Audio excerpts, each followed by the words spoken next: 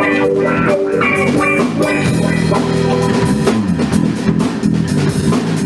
beautiful vocalist is Daria Abreu Ferraor, and the heartbeat of the peace train on drums, Ramon Cortez.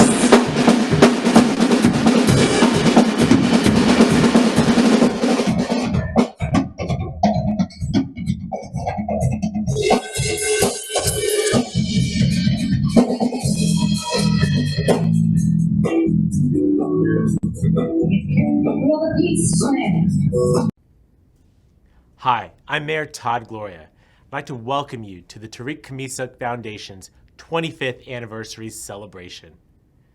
We're all devastated when tragedy strikes, but when that tragedy brings the promise of unity and healing, a renewed hope is born. The Tariq Kamisa Foundation is proof that something beautiful can come from something horrific. In Tariq's memory and honor, over the last 25 years, you have built an organization that promotes creating safe schools and communities. And you've done so much to educate and inspire youth in the restorative principles of accountability, compassion, forgiveness, and peacemaking. Creating spaces for our children to engage in these important conversations ensures that we are developing them into adults that will lead this nation with character, integrity, strength, and concern. Our children are our future, and you have done so much to guide them in the right direction. Congratulations to the Tariq Kamisa Foundation. The work that you do is important and is truly making a difference.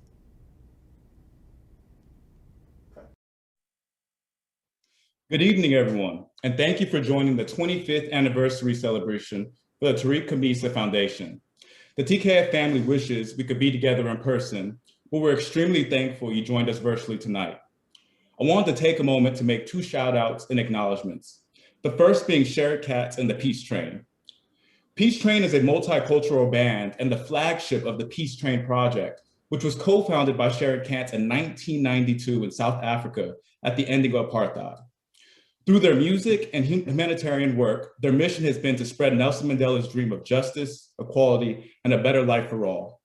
It's an amazing group of folks, and we're very excited to be joining us today and blessing us with music throughout this entire event. I also just wanted to take a second to thank the Mayor of San Diego, Todd Gloria, for taking the time to share some words about the powerful work that TKF has been doing in San Diego and across the country. You know, I just gotta say that over the last couple of years, quality leadership has been sparse.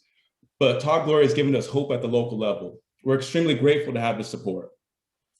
My name is Eric Morrison Smith, and I'll just be one of our co-MCs tonight for tonight's event. Just a little bit about myself. I'm a TKF board member and a policy associate for the National Research Action Institute called PolicyLink. We work to advance racial, economic, and gender justice and transform systems that are failing communities and families. I'm honored to be co-MCing this event with Vanessa, who will introduce herself now. Hello, everyone. Good evening. Thank you all for being with us here tonight, and thank you, Eric, for the introduction. My name is Vanessa Brunetta, and I am very excited to be helping facilitate TKF's 25th year anniversary celebration. I'm here with you all as a college freshman and as a youth with personal experience with the TKF organization. Tonight, as we are celebrating TKF's 25-year journey, I would like to acknowledge Tariq Kamisa's 46th birthday today. We are here tonight to celebrate and honor Tariq and the mark he has left behind through the Tariq Kamisa Foundation. So we got a full-packed agenda. For tonight's program, you have an opportunity to hear stories about TKF's work over the past 25 years. You'll hear directly from the amazing people who have given their time and energy to ensure the success of our programs and organization. You'll hear from the youth and communities who have been impacted by the work, and you'll hear from San Diego leaders such as Kimberly Hunt and Supervisor Nathan Fletcher. And of course, we'll have more music from Sherrod Katz and the Peace Train, and we'll close with a Q&A panel with Azim, Pless, and Tony Hicks. And just giving y'all the heads up, there's gonna be some jokes from Vanessa and dancing. I'm not gonna be the one dancing, like at most, you might get a little bit like finger snapping, clapping, but I'm gonna leave most of that to Vanessa. Yes, I will definitely be throwing around some jokes and dance moves, so look out for those. And as for our Q&A section later in tonight's event, There will be an opportunity for those of you at home to post questions directly to our panelists. Those questions can be submitted down below on your Zoom screen in the Q&A section. We will be compiling those throughout the entire event, although they are specifically for the Q&A portion. So feel free to leave those there now or towards the end of the event when the Q&A starts.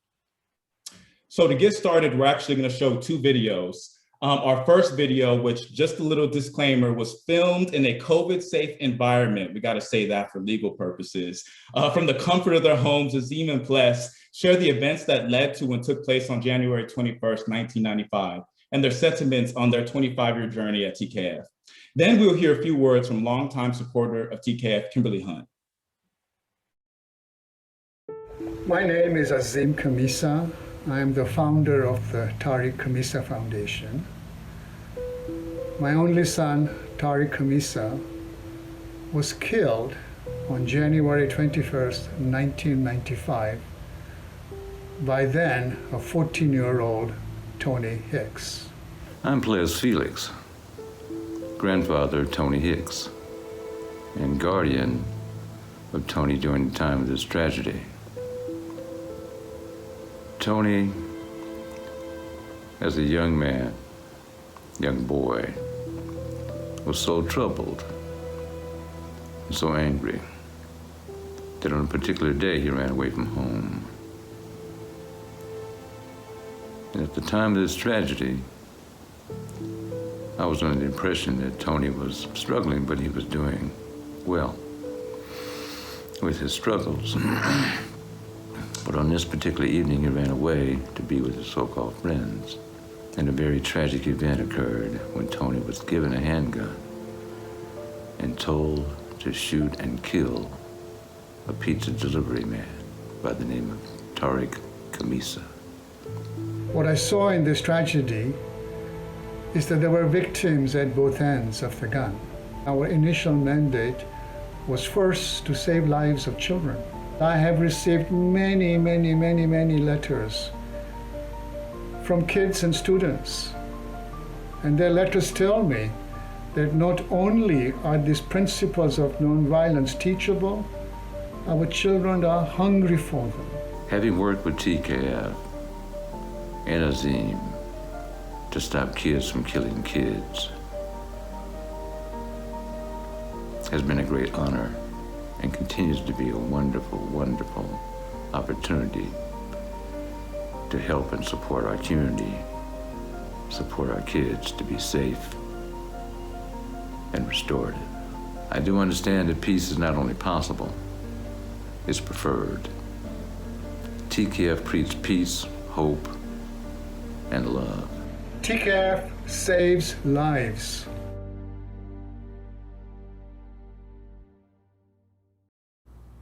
In 1995, I reported on a horrific crime in our community, the death of a college student delivering a pizza, fatally shot in a gang initiation. I had a toddler at the time, and the thought of losing a child struck me like a sword. The story was getting a lot of publicity, and I reached out to the grieving father, Azim Khamisa, for an interview. He graciously accepted. And when I stepped into his home and we sat down and began to talk, I learned what grace looks like. This suffering, aching father told me that he was reaching out to the gunman's grandfather in an act of forgiveness and healing in order to make change in the world for other young people. I was stunned. I was skeptical, frankly. And then I watched over these last decades as Ples Felix joined forces with Azim and formed a bond with the power to radically change the course of tens of thousands of lives. The two have made schools safer, communities more peaceful, and they've gone a long way in cutting youth violence. So to say that I'm in awe would be an understatement. Azim and Ples have spread compassion, forgiveness, and peacemaking throughout the globe. I am honored to know them. I have learned from them, and I have seen the best in people. This is what love brings, and it's a beautiful thing. Congratulations on your 25th anniversary. thank you for letting me be with you, albeit virtually, on this special day. I wish you all my love and admiration. I want to give a huge thank you to Kimberly, not only for your words, but for celebrating with us tonight. Kimberly Hunt is a news anchor for San Diego's network, KGTV. She has been a part of the Tarek Kamisa Foundation since inception and was one of the first journalists to cover TKF and advocate on their behalf. She has also emceed at many of TKF's past events, such as its annual Gandhi Awards, which TKF's annual award ceremony that acknowledges a San Diego's unsung hero. Again, thank you, Kimberly, for being a part of TKF's journey and for being with us here tonight. In our next video, a few TKF trailblazers share their stories from the founding of the Tarek Kamisa Foundation to the very first TKF assembly. These are the people that laid the foundation for TKF's 25 years of success. My name is Kit Goldman. I and my then husband, Dan Pearson, were with Azim on the night of January 21st, 1995. My life was changed forever by Azim's ability to forgive Tarek's shooter. I'm Dan Pearson. After Tarek's funeral, Azim shared with us his vision to create a foundation in Tarek's name. Kit, Azim, and I laid the basic groundwork for that foundation around our dining room table. I'm Brian Horsley. TKF needed a staffer, and in '96, I was named the first staff member of TKF. My name is Sal Giacalone. I was co-owner-operator of DeMille's Italian Restaurant and DeMille's Pizza. Tariq worked for me when he was shot and killed. Tariq was my friend. We spent a lot of time together. Tariq talked about his love for art, his love for his family, his love for Jennifer, and he also was really proud of himself for working his way through college. It changed my life. I pretty much fell out of love with everything. Not long after Tariq's funeral, I received a phone call, and it was from Azim Kamisa and Dan Pearson, and they invited me to be part of a foundation in Tariq's name. I told them, of course, I would do anything for you. We met every Thursday afternoon, week after week after week, and we were committed to make a grassroots effort and start a foundation to stop children from killing children in the name of Tariq Kamisa. I was at Azim's house the night that I and the founding members of the board of directors met Ples Felix. It was the beginning of a remarkable collaboration between Azim and Ples. I will never forget our first assembly at Burney Elementary where Tony Hicks had gone. It was absolutely electric. It was unbelievable. The kids were riveted. We knew at that moment that we had something and that we could change lives, that we could make kids listen. Helping these children with their healing was life-changing. It was so meaningful, really beyond words. TKF. TKF. TKF. TKF transforms lives.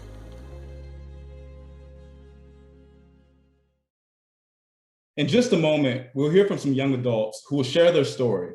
But before that, I just want to remind folks about the importance of youth leadership and our role as adults to recognize their leadership, nurture it, and make space for it. For too long, we've said that our youth are the future leaders or the leaders of tomorrow, and have either forgotten or ignored the ways they're leading today.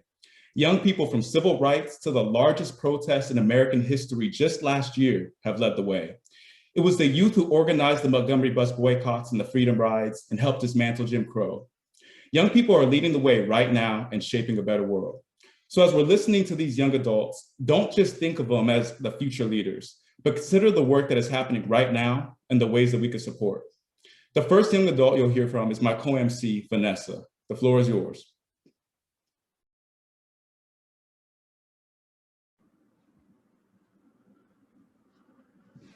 Hello again, everyone. I will now be taking off my imaginary co-MC hat for a moment and speaking to you on behalf of my student affiliation with TKF. I was first introduced to the Tarek Kamisa Foundation about 6 years ago. I was in the 7th grade attending Parkway Middle School in San Diego when TKF held their Peacemaker Assembly in my school auditorium. At this point in my life, I was 13 years old and had been in the foster care system for 5 years. I was filled with anger and frustration against the world for my being a foster youth.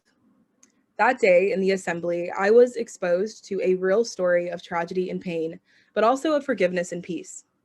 Hearing Mr. Asim and Plus's story that day changed my perspective on my ability to bring peace and happiness in my life, despite the circumstances.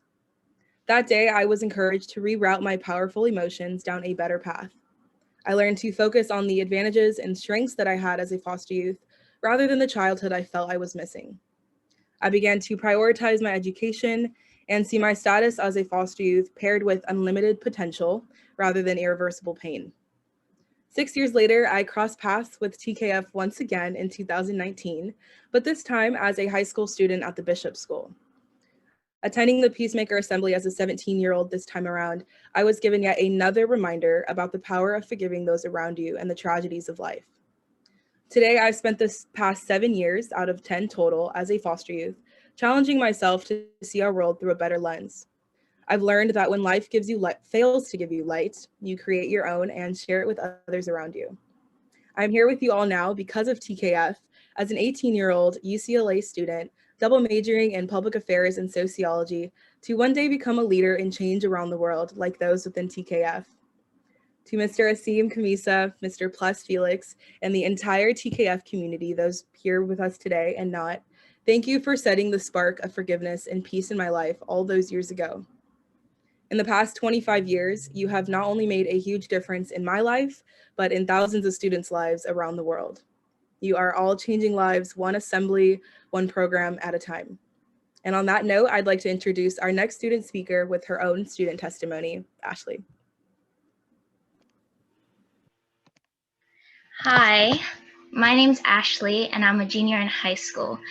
I first joined TKF when I was in 6th grade after we had an assembly at the school, at my elementary school.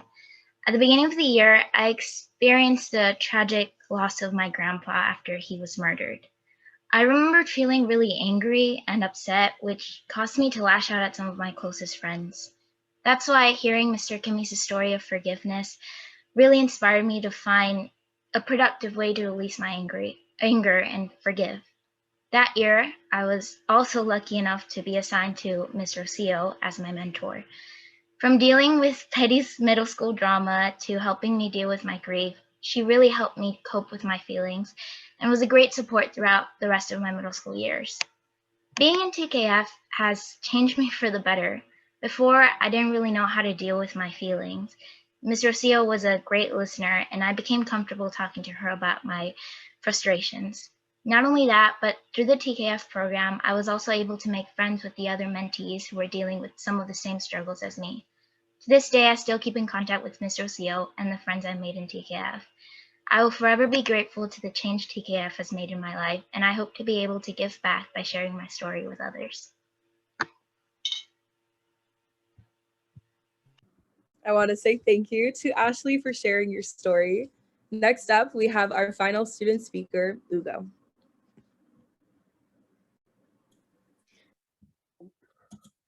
Hello, my name is Ugo Nava, and I'm here to talk to you about my connection to the Tariq Kamisa Foundation. 3 years ago, I was first introduced to TKF through a project about gang violence.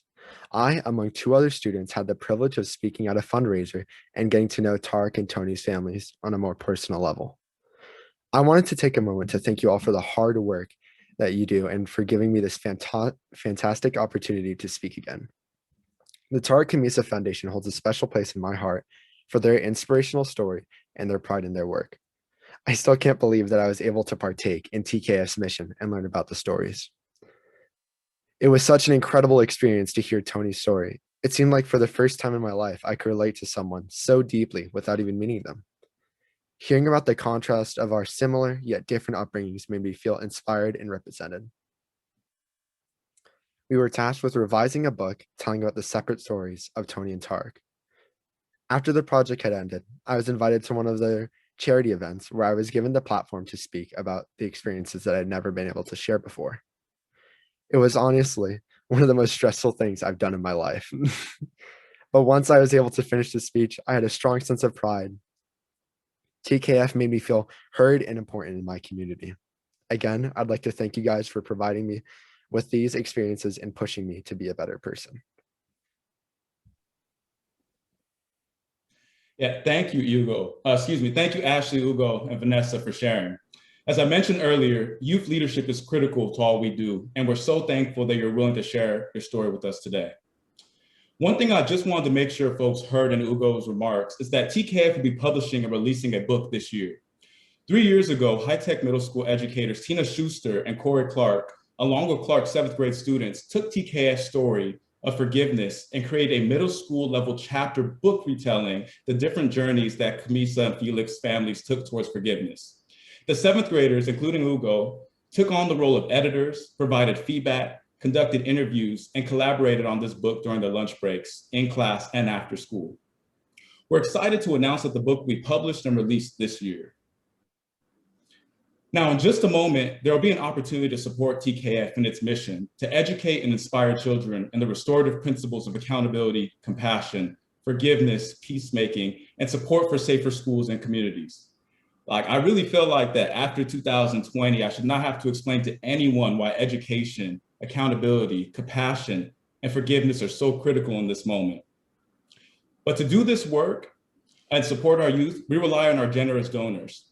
Tonight, all of the donations made will be going to our Safe School programs, where we partner with schools and students to teach up a peaceful approach to problem solving, reconciliation, conflict management, and relationship building that ensures safety and dignity for everyone.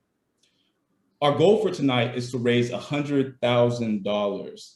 I'm gonna say that one more time. Our goal for tonight is to raise $100,000. Thankfully, somebody has already made an anonymous donation of $20,000, and we have a $40,000 match from a generous donor. So just giving y'all the heads up that as we're collecting donations, the donate link can be found in the chat and will be sent via text so that you could donate for the next 24 hours to help us reach our goal. You could also visit tkf.org to donate. I'm going to pass it to Vanessa to tell us how much has been raised so far and how much we need to achieve our goal. So as of now, that's your little drum roll, we have raised $77,000 and are only $23,000 away from our goal. And thank you to everyone who has donated thus far and who plans on donating. You guys are greatly, greatly, with a capital G, appreciated. And not only are you impacting the TKF organization, but also the thousands of students who have the chance to experience TKF programs like myself, like Ashley, and like Ugo. And as Eric mentioned, donations will directly fund TKF's Safe School program, creating safer schools and communities. And so now we will be beginning our donation. I'm just so excited about all the money we raised. We will be beginning our donation ask for the night. And so to check out or to donate to TKF, go ahead and check out that link in the chat below and you can directly donate there. And for now, we have a beautiful slideshow and some music that I will be dancing to planned for you all, but make sure not to go anywhere because we do have more coming up afterwards, including our Q&A. Throw your shoes over there. Come on and get off the chair.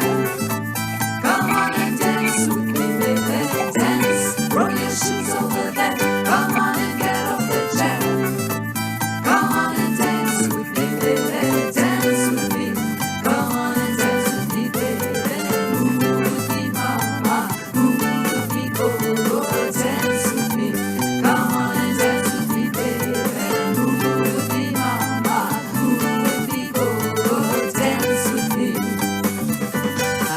Sia jabula kakulu ng klanje, sia move, sia groove, suke, heke, chisa, heke, yako, chisa. It's time for celebrating and don't be hating. Let's make a statement that we're feeling great. And yes, we all can create a common fate and no need for waiting, cause we're celebrating. Throw your shoes over there. Come on and get off the chair. Come on and dance with me, baby. Dance. I'm Thesrain Camisa. I am blessed to be Tharik Camisa's big sister. In 1995, my life was changed forever when Tariq was shot and killed. There's not one day that goes by that I don't think about him.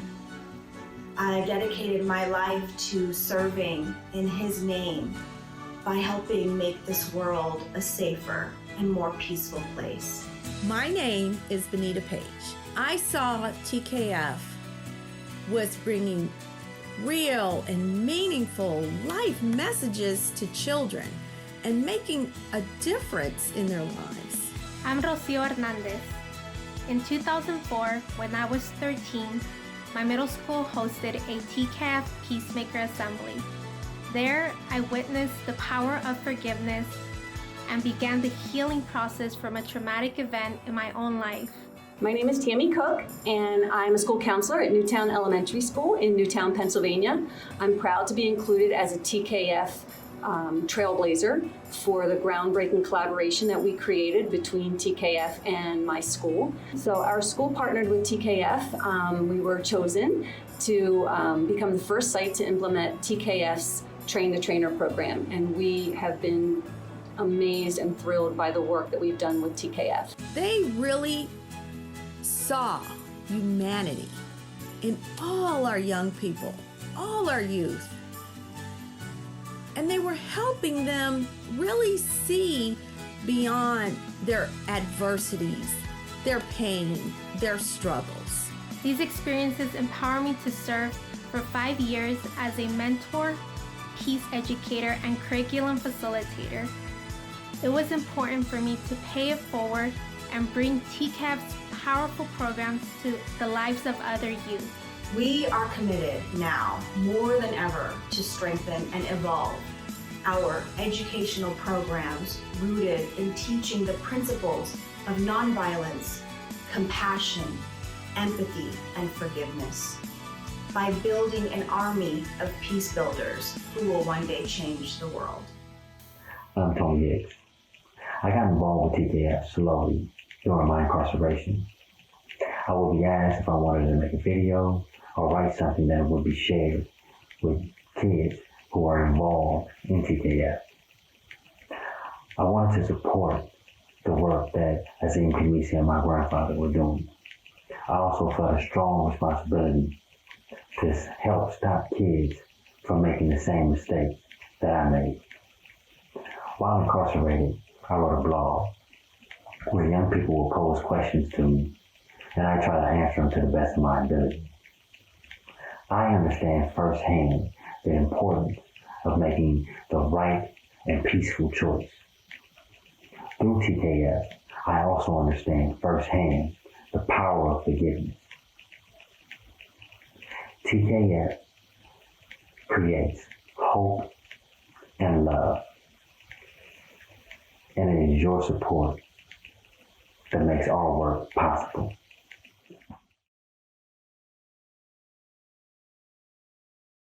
Hi, I'm Nathan Fletcher, Chair of the San Diego County Board of Supervisors. Thank you for tonight's virtual event and allowing me to join you. While I wish we could all be together in person to celebrate the 25th anniversary of the Tariq Khamisa Foundation's commitment to creating safer schools, we're still together in spirit. And as a combat veteran of the United States Marine Corps, I have seen the impacts of gun violence directly all over the world. And it breaks my heart to come home to America and see the same thing. It provides some relief to know that TKF is working daily in San Diego to teach to children the importance of empathy, compassion, forgiveness, and peacemaking. And it's great news that TKF is taking its successful program to other parts of the country. There are many children's families and communities that will benefit from your work to help break the cycles of youth violence. Thank you for all you have done. Happy 25th anniversary, and I look forward to seeing what the future holds. Good evening. I want to just take a brief moment and just thank each and every one of you for being here with us today. We would not be here without you. TKF's family has grown big over the past 25 years, and we truly honor each and every one of you. I want to send love and gratitude to our amazing MCs, Vanessa and Eric. You are both beautiful souls, and you absolutely inspire me. To our student speakers, Ashley and Ugo, our future is brighter because of you, and we're so very proud of both of you. And thank you to Sharon Katz and the Peace Train for sharing their music and helping to change the world through their songs. We have a small but dedicated team of staff and board at TKF who are passionate about spreading TKF's messages of peace, hope, and forgiveness. I send my heartfelt thanks to all of you for pouring into TKF, into the children, families, and communities we serve. I want to give special recognition to staff member Victoria Garcia, who's been behind the scenes working really hard to organize this event. So thank you, Victoria, for all your hard work and all the effort you put into tonight. To my brother, Tariq Kamisa, happy birthday. You've taught me so much in your short 20 years on this planet, but one of the most important things you taught me is to always help those in need, to reach out a helping hand. And we will continue to serve in your name, as there is much work to do as we recover and heal from one of the most challenging and difficult years.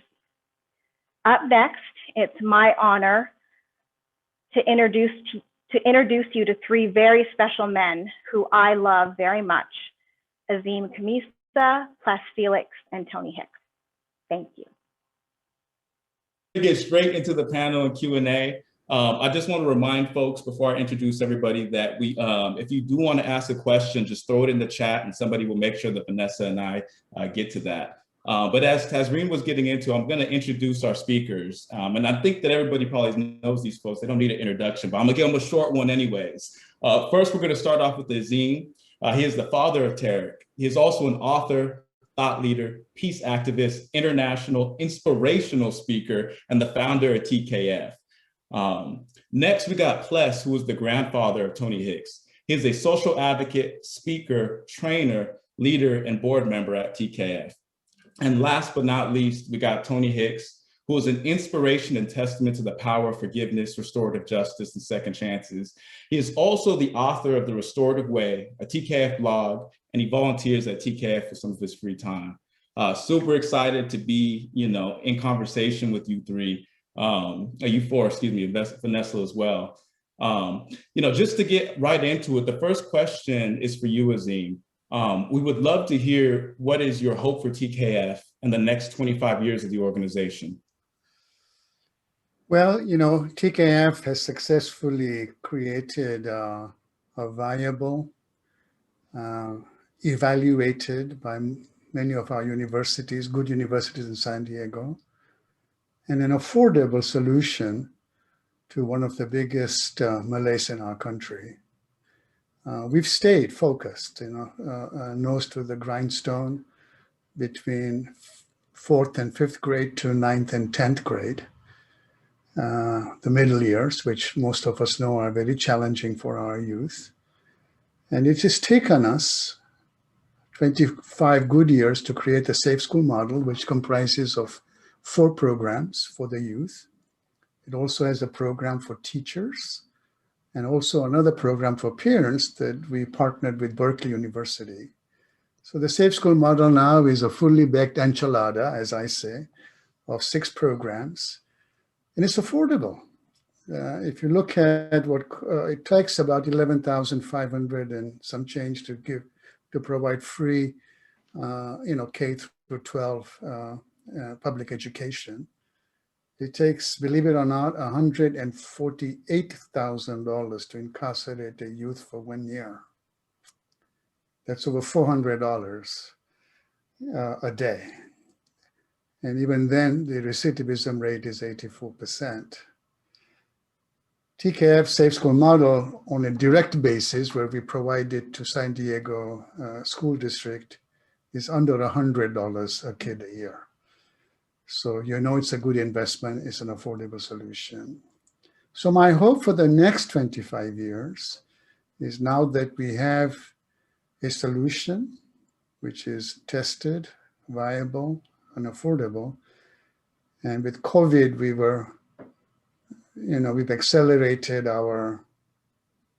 we were going to be online anyway, but COVID accelerated it, and we hope by the end of this year, we will be fully online. And once we are, we'll be able to offer that nationally and beyond. So I don't know if I'll be around here, Eric, 25 years from now, but I hope that TKF is doing this not only in the US, but also other parts of the world, because the message is, as I'm sure you'll agree, sorely needed. Thank you, Mr. Kamisa. I think you're right. The message is definitely needed, and it has been proven to make a change in the world. Our next question is for Plus and Tony. Can you guys elaborate on how your relationship has changed since Tony's release, if so? It's only gotten stronger. We have always been very close. I remember my daughter bringing Tony home from the hospital. He was a little peanut. And I remember the first day, I took him from her arms and put him on the floor and made him crawl to me. And we've been close ever since. So to see him grow, to see him mature, to see him take opportunities to really grow and contribute in a way that's going to help both the foundation and our community is very special for me as a grandfather. And it only confirms for me the nature of the person I know Tony to be. And I'll leave it there. I have to agree. My grandfather and I's relationship has only gotten stronger. As he said, we were always very close. Ever since he is the most stable male figure that I've had in my life for as long as I can remember. Minus the setback of my incarceration when I murdered Tariq. We continued to work through our relationship while my incarceration and continued to build on it. And that was mostly his work because he was there for me throughout that time. After my release, he has continued to be a great support to me, even when the ups and downs of coming out into a new world after 24 years of incarceration. And I greatly appreciate him for it. Yeah, that's wonderful. Thank you for sharing.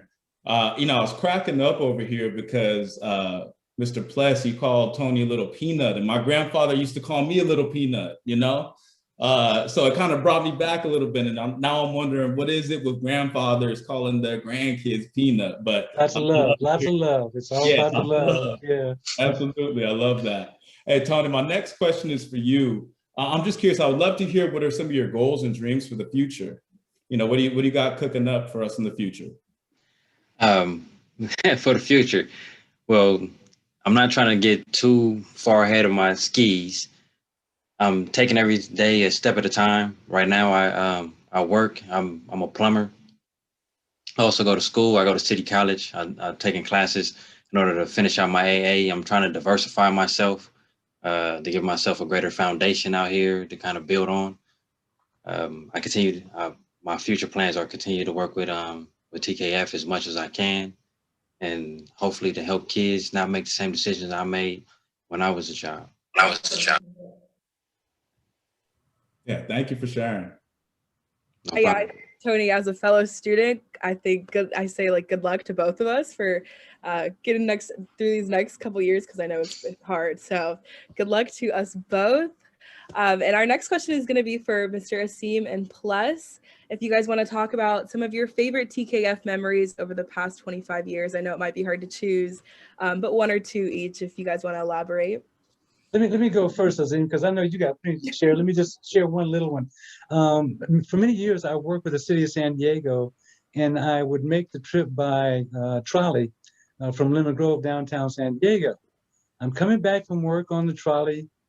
I'm sitting down, and it stops up here at about 58th Street. And all these youngsters, middle school and high school kids, jump on the trolley, a lot of excitement, a lot of energy. I'm sitting in a seat next to me is empty.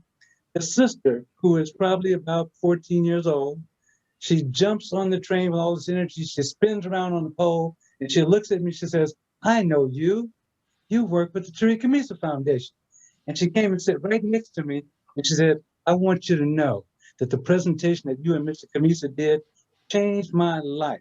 I didn't like school, but after hearing you make your presentation about your grandson, I'm thoroughly involved in school. I'm looking forward to graduating, and I'm looking forward to going to college and becoming a lawyer so I can help kids like your grandson. Marvelous, marvelous, special. Yes. Well, there's so many, and one of the special moments, Vanessa, was seeing you at Bishop's and meeting you and learning how 7 years prior to that, that assembly that TKF did put you on a successful path. So your testimony is proof that what is possible, because having grown up in the foster world, had to forgive your biological mother. I mean, you had to go through a lot. So thank you for who you are, and thank you for being here as a co-MC and sharing your story. It truly inspires me. And we've spoken. I don't know. I've given over 1,000 school presentations worldwide. Probably over 1 million children. TKF reaches tens of thousands every year. And we get a lot of letters. And you wrote me one too, Vanessa. And we probably have over 100,000 letters. Some come to me, some go to Ples, some go to Tariq, which I always love to read. And they all bring tears to my eyes. And really, the opportunity to speak. I always tell my brother Ples that we were fortunate. The universe picked you and me to talk to the kids, to do this work, because it's been very fulfilling. And I think Ples talked about that the opportunity to change lives of children, youth, and now we are complete with Tony joining us. And of course, he's a good example of the special moment in the last 25 years. I met Tony when he was 19 years old. I think you're 40 now, or close to 40. I am 40. So that was almost 21 years ago, and we've had a good special relationship. And I'm very proud of him for all his accomplishments, as I am of you too, Vanessa.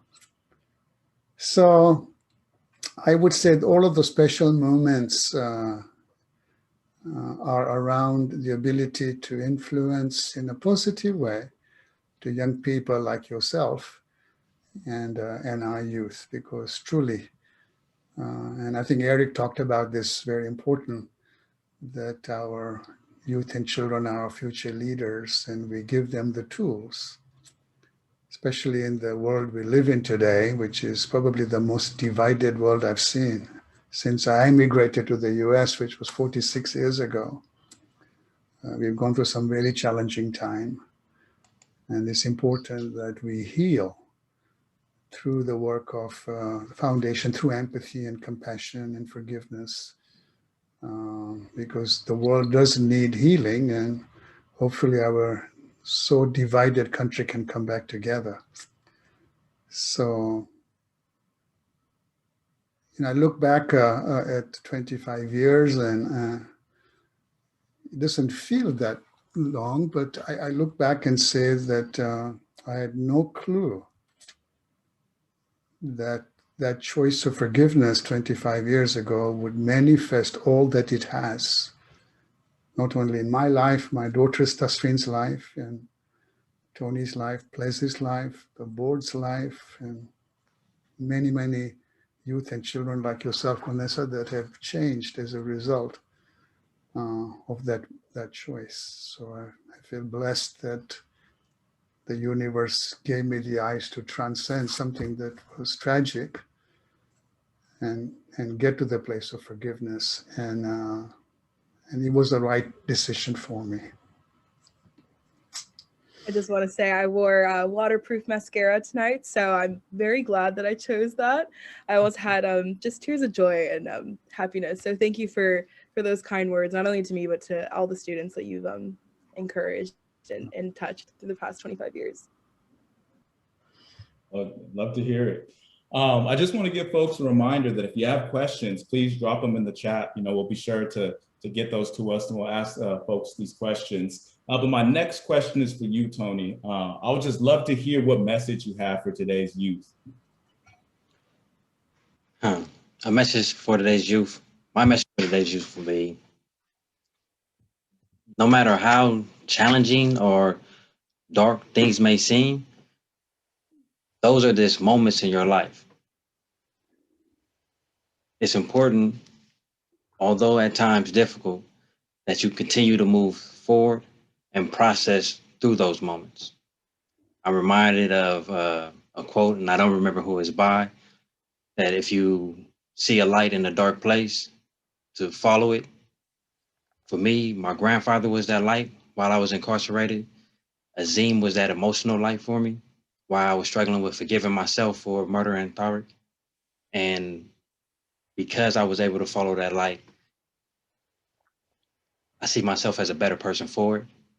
And I like to see that I am proof of that, or think that I am proof of that. So no matter how tough things are, just know that those are moments in your life and they're not the totality of who you are in that moment. Tony, I know you spoke a little bit about your heroes being your grandfather and Mr. Esteem. So I just wanted to ask all of you, actually, starting with Mr. Plus, who you guys consider your heroes and who you look up to. For me, I've always looked up to family members. My mom, my dad, my grandmother, even some of the adults, men on the block that, again, growing up as a kid, being in the government, throwing rocks and whatnot, some man will come and tell me, I know your mother and I know your father. If you continue with this behavior, I'm gonna have to call them and let you know you're down here throwing rocks. And sometimes they would make that call and I would try to beat the phone call home, only to have my mom stand at the door with that belt saying, I hear you down there throwing rocks. Come on back here and let me get that behind.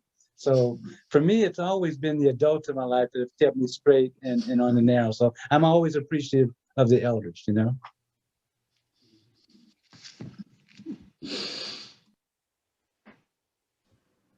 Mr. Esteem, if you have any heroes or people that you look up to? Yes. I just finished my 5th book called Leadership for the Greater Good, a guide for truth to power champions. And I've had a lot of role models in my life, and I wouldn't be where I am without the role models. And I've selected a few in this book that are my role models. They come from all different nationalities. They come from all different genders. They come from all different races. They come all from all different nationalities. And as a result of having worked for the last 25 years, I've given a lot of keynotes around the world, and I've met some amazing people that have taught me a lot and continue to do so. And one of the stories that is coming to me right now, one of my very early role models was Dr. Harvey. I was born in Kenya and went to school in England. And then after finishing, before I finished my 2nd degree, I had to kind of drop out because my dad had a cardiac problem, and I had to leave school to take over a business in Kenya that was owned by him and 2 other partners. And Dr. Harvey, I was a star student. I had in my exam, I had gotten 1st place in 18,000 students, and that was the intermediate. I could never go back and do the final because I had to take over the business. And he was very disappointed. But 2 years later, I went to see him, and he said to me, "Son, how are you doing?" I said, "Well, I'm doing fine. I've been able to double the profit. I run the business. I've added a couple more subsidiaries." And it was an automobile business, and we had a lot of competition the company that my dad started was, we were dealers for Peugeot, which is a French car, very popular in Africa. I told him we're getting a lot of competition from, Honda and Toyota and all of this, Volkswagen and all of these other companies. And I'm not so sure we can still stay number one. In this little town that I was in Kenya called Kisumu, where I was born, we were the top automobile dealership there. And he said to me, I'm very disappointed in you. And as you can imagine, this man was like God to me. And my chin dropped into my lap. And I couldn't understand why Dr. Harvey was so disappointed in me. Well, I thought I'd done well. And I said to Dr. Harvey, almost in tears, why are you so disappointed? And I told him that, he said to me, I'm disappointed to you because you're looking over your shoulders to see who is catching up to you. I want to know what you're doing to catch up the person before you. And that totally changed my perspective as a young person, to never look over my shoulders and look forward. So he was a big hero in my life, and I never have looked back. I moved out of the small town in Kenya to now doing business and living in America. So that was a good hero. And since then, I've met many, and I continue to meet. And I really want to encourage everyone to have good role models, because that's what gets you ahead. You learn from people of wisdom and learn from people that have already hopefully solved challenges that you may be going through. That happened to me after Tariq died. I didn't have all the tools to get through life. And my spiritual advisor, his name is also Azim, helped me through it. And then I met people that have also dealt with losing a child that helped me get through it. So a lot of heroes and a lot of role models. Yeah, thank you for sharing. That was beautiful. And I just had to say, Pless, you had mentioned your mother, and my mom is watching, and she is also a big role model for me. So I'm going to be selfish and take the moment just to give her a shout out real quick, just because she's one of my sheroes. This next question is for everybody, and maybe we could start with Tony. But it's basically, it came from the audience. Do you feel it is important for youth to have heroes to look up to, and why? And then the second piece of that is, who did you look up to as a kid? Could be a sports person, whoever. So that was one of the questions from the audience. I do feel it's important for youth to have heroes. I tend to think that having heroes gets a little cloudy sometimes because we put them on a pedestal as something that someone that we can't touch, or they're doing some things that we can't attain. So I do think also it's important for youth to have heroes that are more close to home. Some like Asim and my grandfather was talking about, people that are in our everyday lives, making everyday decisions that affect people in positive ways. That's a little more mundane for a lot of people, but those are the heroes that I have in my life now. When I was a kid, one of my heroes was George Washington Carver. I don't know if a lot of people remember him. He's the peanut man. He created all these ways and different uses for the peanut. He was a scientist, a botanist. When I was a child, I wanted to be a scientist, so he really inspired me as a youth. Yeah, thank you. How about you, Pless? I grew up as a kid watching baseball, and baseball players were people that I really admired. I grew up a Dodger fan, so I didn't know Jackie Robinson. He didn't play during the time I played, but he was always kind of a role model in terms of cutting new ground, being a pioneer, and being the first one to establish a solid ground for all the black ball players and Latin ball players that came after. Now baseball is truly the All-American game. from here all across the world. So yeah, baseball players were my heroes growing up.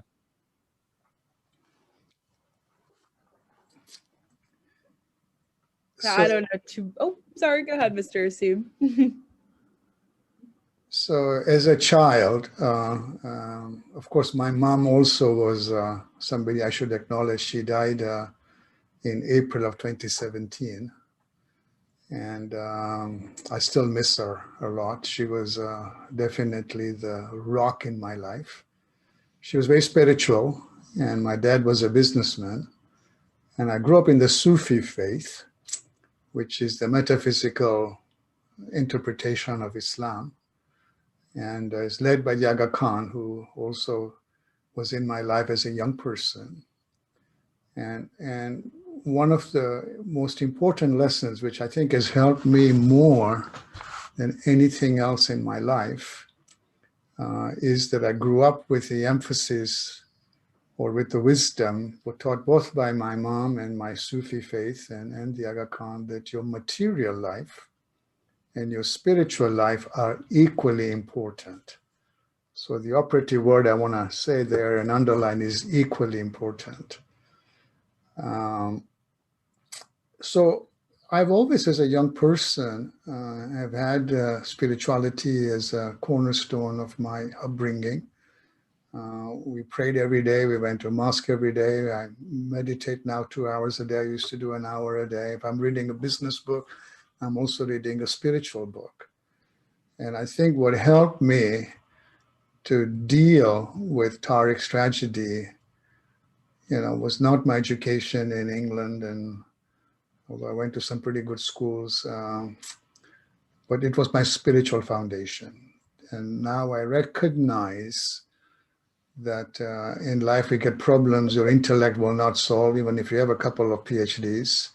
Nothing wrong with a couple of PhDs, by the way, but it's limited. In life you get problems your hearts are not able to heal.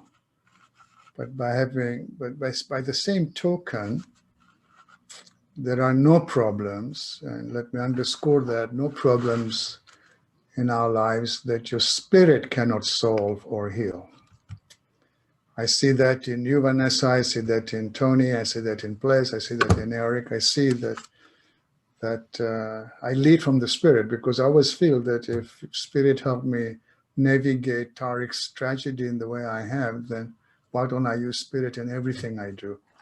So I try and get that point across. And we teach this to kids too, that if you have an important decision to make, sure, you go to your intellect, because it's a good computer, pros and cons, what are the, it's an analytical instrument. And the more education you have, the better pros and cons you're able to analyze. And does it make sense? Does it not make sense? And if it does make sense, and it's an important decision, don't stop there, go to your heart. I think we all have a good sense of what is right, what is just, what is fair. And you ask that question, if I make this decision, does it feel good, right, just, and fair? Don't stop there, because we've done things that we thought made sense and felt right and later regretted it. We've all done that. Because I don't believe we take the third step. And the third step is to go to the spirit and then say, is it inspiring? Will others follow my lead? And if you can check those 3 boxes and say, it makes sense, it feels good, it feels right, it feels just, and it's inspiring, it will always be a good decision. Because spirit never makes a wrong decision. It always makes decisions that are in the highest good for you, the other person, and the universe. So I find that that gift I had early in my life, through my mom, through my Sufi faith, through the Aga Khan, who leads our denomination within the Sufi umbrella, has really helped me a lot. Thank you, Mr. Asim, for that thoughtful answer. I think that that reached a lot of people close to home, talking about the soul, the power of the soul. I think another important aspect of reaching people is sense of community, and that leads us to one of our last couple of questions. Tony, this one is for you. What do you think your advice would be to community organizations working with at-risk youth? And to take it a step further, what is your advice to legislators on how they can provide funding and or support to at-risk youth? Well, for legislators, I think they should support TKF. That's that's my easiest answer for that. For organizations that want to help at-risk youth,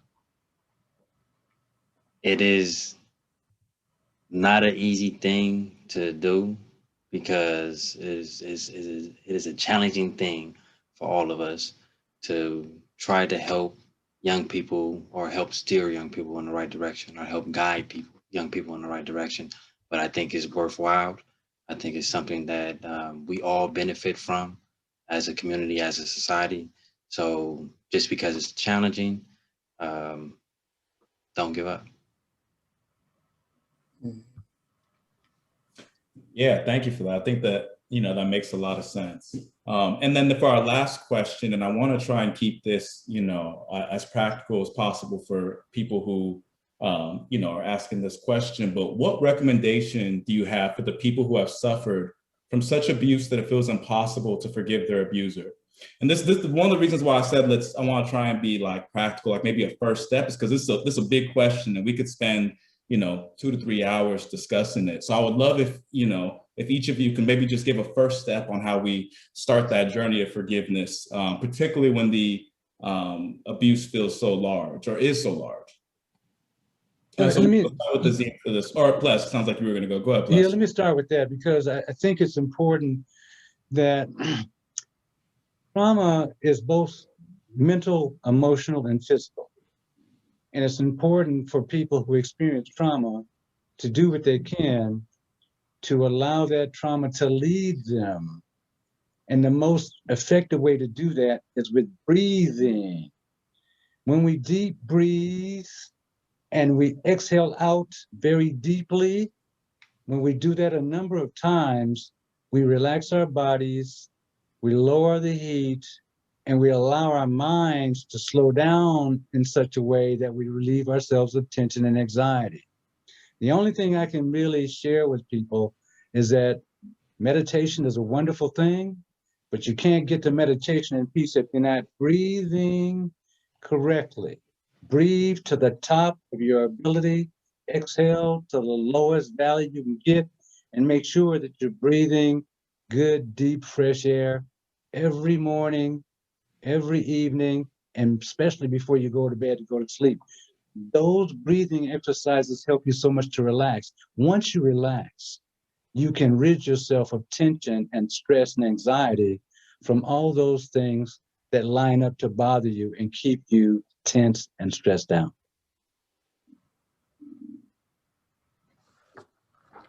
Thank you. That's wonderful. Zim, you got a first step that people can take in this process?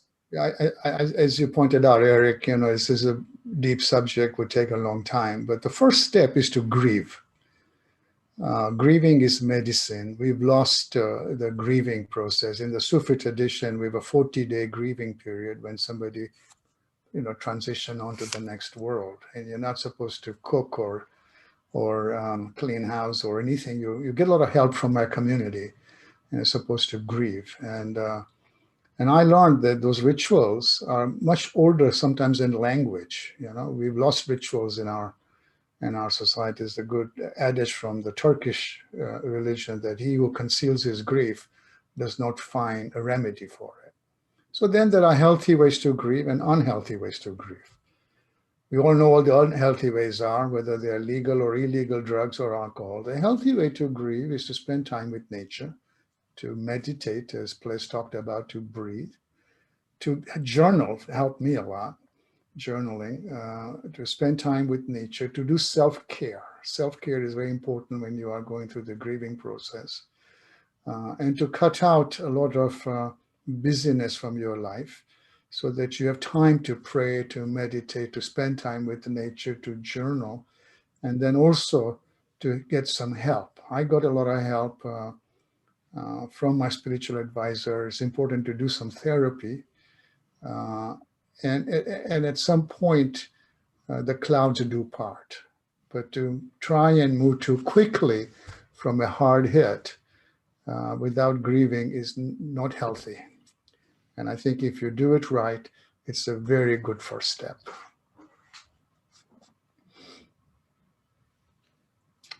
Yeah, Tony, if you had any words on that.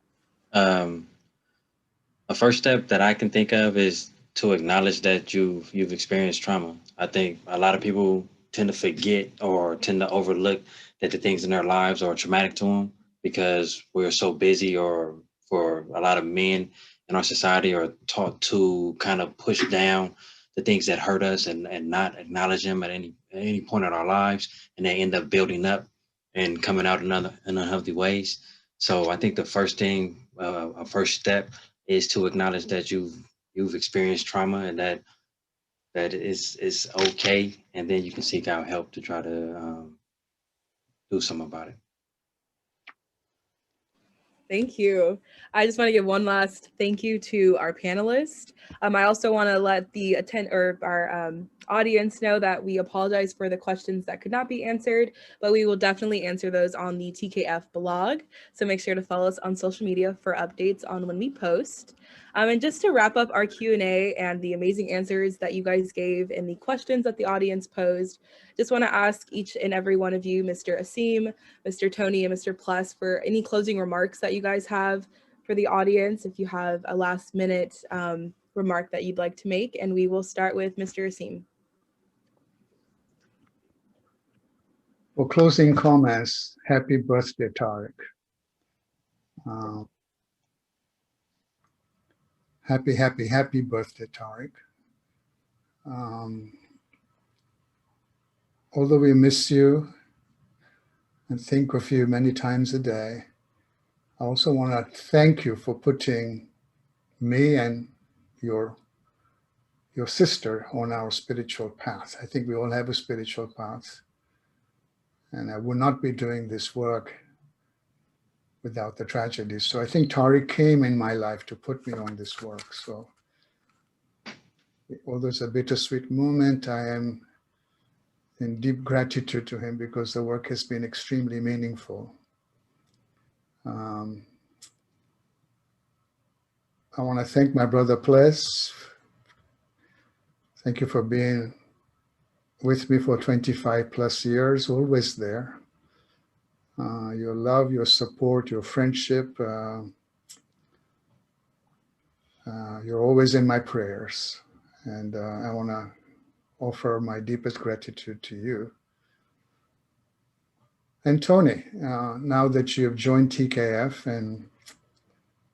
and I always hoped that someday you will do that. You know, I've supported your journey ever since we met when you were 19 years old, advocating for you. You are family, and I know that you have a wonderful relationship with Tasreen and my grandchildren, and they love you too. So I'm also in deep gratitude of you, because without Tariq and you, I wouldn't be the person I am today. So my final words are to be in deep gratitude to Tariq, to Ples, to Tony, and to Tasreen. Always used to say that every father should have a joy like Tasreen. I'm so proud of her. She's a wonderful ED. She's taken on the bastion, and she's our future. Tony and Tasreen are our futures. Ples and I are getting into our senior years, and I'm very proud of her. And thank you all for supporting TKF, all of you that gave us of your time, of your treasure, of your talent. Thank you, Eric, and all of our board members. Thank you, Vanessa, for and the staff too. Victoria has worked really hard, and Julia, and we heard from Ashley and Hugo. So thank you all. It comes from my bottom of my heart. And Mr. Plus, if you have any closing remarks. Yeah, I too would like to, first of all, I have to thank Ashley I have to thank Hugo. Thank you, Vanessa. I have to thank the students that worked so hard to be present with us anytime we're at your school or anytime we're engaged with you. You know, you not only hear the message, but you put it into motion and you make it happen. So I really want to express my gratitude and my continued support of you on your journey. Secondly, I have to really thank all the board members of TKF. You all are wonderful people. And I look forward to continue working with you in support of our future journeys. Thank you, Victoria. Thank you, staff. Thank you, Tazreen. I'm so always just inspired by the work and energy that you all put into this effort to make sure that TKF is known worldwide for the work that we do. Thank you so much. I want to save some gratitude for my grandson, Tony Hicks. Tony works hard. He's dedicated to the proposition that to make his life better, he has to put in the work to make that quality present. And I just want to shout out to Tony and let him know I appreciate and respect his work. And as long as I'm present, I'll make sure to provide as much impetus and incentive for that as possible. Thank you all very much. I'm just filled with gratitude. Azim, brother, there are no words except to say that you are a person who is God blessed, and you share that blessing with everyone in your sphere. And I am blessed to be in that sphere, in that circle with you every step of the way. Thank you, brother. Thank your family, your loving family, for the forgiveness and the heart and gracious love they show all of us. Thank you, brother. Much gratitude. Thanks so much. And last but definitely not least, Tony, if you have any closing remarks. I'd like to thank everybody for showing up. This was my first time being able to do this, and this is a great experience for me. Of course, I'd like to thank Azim, my grandfather, and Tazreen for being my rock out here in this world, and I love each of them dearly. This is a very special day for me. It's being Tariq's birthday, and I'm just grateful to be able to be here in good company and sharing positive vibes with everybody. Thank you so much. Yeah, thank you all for closing us out. And I just want to say thank you to everyone who has joined us tonight. I've been so honored to co-MC this event, and I'm thankful to partner with the brilliant Vanessa.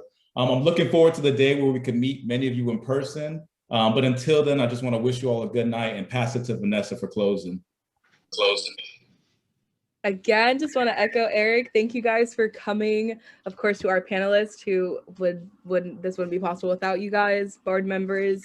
Also want to thank my mom at home, as Eric did, and my foster parents, my three parents in total, Jane and Todd. All the support and love, very much appreciated. To you guys at home, also don't forget that there is still time to donate for the next 24 hours through the donation link that is still in the chat. Also, as I mentioned before, make sure to follow TKF on all social media platforms for more information on when COVID is finally over and we can all meet in person and spread positive vibes through hugs and waves and all of that. So until then, thank you guys for coming. Have a great night and stay safe. Thank you, everybody, for this incredible day of sharing. And it's truly an honor for us as the Peace Train to be a part of this. We represent South Africa and the experience of forgiveness as exemplified by Nelson Mandela. We have Dario's here from Cuba, and my colleagues Abraham and Ramon are from Mexico, and Alberto is also from Cuba. So we are with you in your journey. Thank you so much for having us. We'd like to end this event with a song in Zulu language, isiZulu. Sanalwam dine bongo, my child, I'll take care of you. I'll do anything for you, my child. I'll even carry you on my back while you are asleep. This one is dedicated to all of you brave people here today. Thank you so much for the work that you do.